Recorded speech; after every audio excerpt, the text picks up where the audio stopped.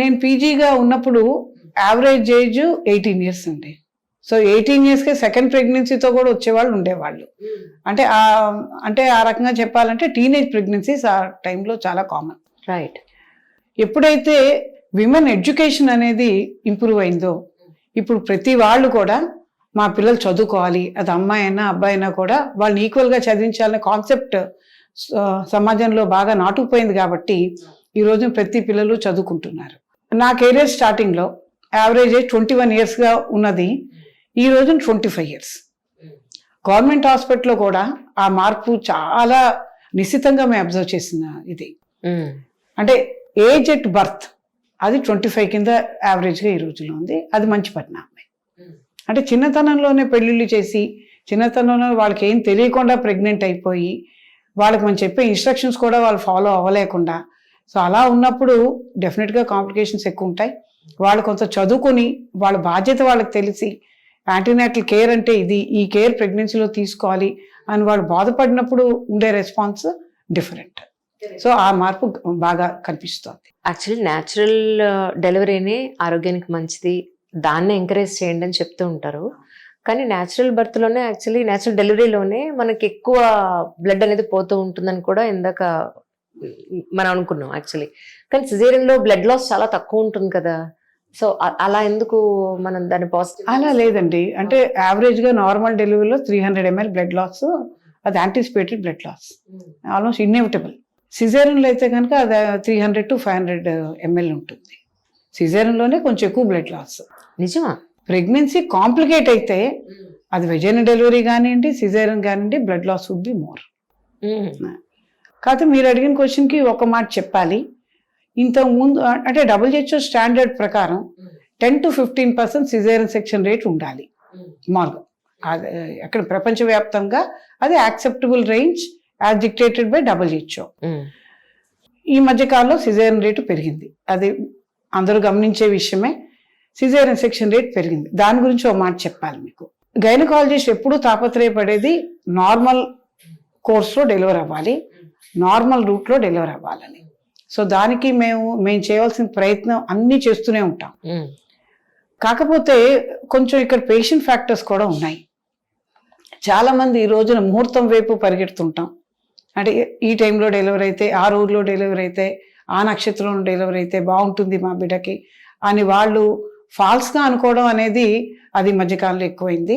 రెండవది, ఈ మధ్యన అందరికీ ఒకళ్ళు ఇద్దరు పిల్లలే. తల్లిదండ్రులు కూడా మా పిల్లలు నార్మల్ డెలివరీ పెయిన్స్ తట్టుకోలేరు, ఆడపిల్ల సిజేరియన్ చేసేసేయండి, మా పిల్ల మాకు చాలా గారాభం అనే పద్ధతి కూడా ఈ మధ్యకాలంలో ఉంది. అయితే ఈ రెండు రీజన్స్ కొంచెం సిజేరియన్ సెక్షన్ వైపు మమ్మల్ని కూడా నడిపించేస్తున్నాయేమో తెలియకుండా అనే ఆందోళన కూడా మా అందరు గైనకాలజిస్ట్లో ఉంది. సో దీని గురించి మా గైనిక్ సంస్థలు ఉంటాయి, మా అసోసియేషన్స్ ఉన్నాయి. అసోసియేషన్స్ అందరూ కూడా చాలా ఆందోళనగానే ఉంది ఇది. ఎందుకంటే ఆల్మోస్ట్ సిజేరియన్ సెక్షన్ రేట్ 50% దాటేసేంత లాగా ఆల్రెడీ వెళ్ళిపోతుంది. సో అందుకని ఇది ఎలా కర్టైల్ చేయాలి, అన్నెసరీ సిజేరియన్ సెక్షన్స్ ఎలా తగ్గించాలి అనే తాపత్రయం, ఆ దిశగా మా ప్రయత్నాలు కూడా చాలా ముమ్మరంగా జరుగుతున్నాయి.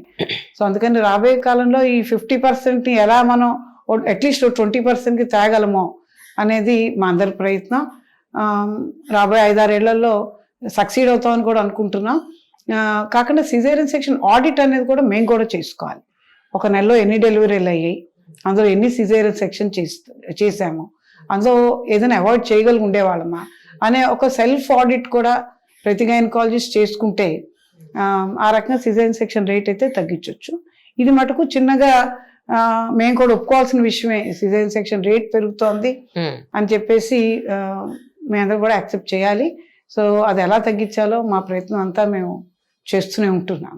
ఈవెన్ నార్మల్ డెలివరీస్లో కూడా పెయిన్లెస్ డెలివరీస్ చాలా వచ్చేసాయి అని చెప్తున్నారు. అంటే మనం కొంచెం నార్మల్ డెలివరీని ఎంకరేజ్ చేయడానికి, వాళ్ళలో కొంత నాలెడ్జ్ని పెంచడానికి ఏ టైప్ ఆఫ్ నార్మల్ డెలివరీస్ ఇప్పుడు అవైలబుల్గా ఉన్నాయి మనకంటే ఏం చెప్తారండి? సో జనరల్గా ఏంటంటే లాస్ట్ 2 వీక్స్లో అంటే ఎక్స్పెక్టెడ్ డేట్కి 2 వారాల ముందటి నుంచి మేము కూడా కౌన్సిలింగ్ చేస్తుంటాం. అంటే నార్మల్ డెలివరీ ప్రాసెస్ ఇది, ఇలా జరగబోతోంది, ఇలా పెయిన్స్ ఉంటాయి, అవకాశం ఉన్న దగ్గర పెయిన్లెస్ లేబర్ ఫెసిలిటీ ఉంటుంది. అంటే పెయిన్లెస్ లేబర్ అంటే కొంచెం స్పైనల్ అనస్థీషియా లాగా, కొంచెం ఎపిడ్యూరల్ ఎనాల్జీసియా అంటారు. ఆ డ్రగ్ ఇస్తూ కొంచెం పెయిన్ సెన్సేషన్ తగ్గేట్టుగా చేయడం అనమాట. సో ఈ రకం కౌన్సిల్ కూడా చేస్తుంటాం. అవైలబిలిటీ ఉంది పెయిన్లెస్ లేబర్ అది.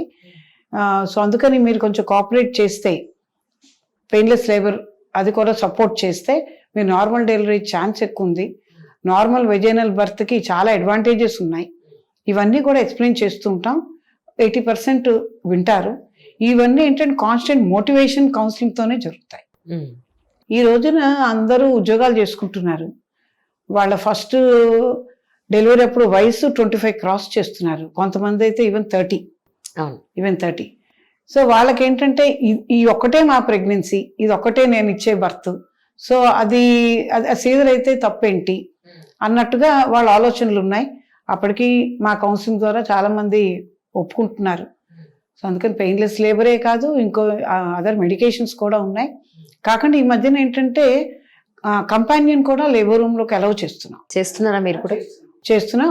అంటే చాలా మంది వాళ్ళ హస్బెండ్ కూడా పక్కనే ఉండాలని కోరుకుంటున్న వాళ్ళు ఉన్నారు. దానివల్ల నష్టం జరిగే నష్టం ఏం లేదండి.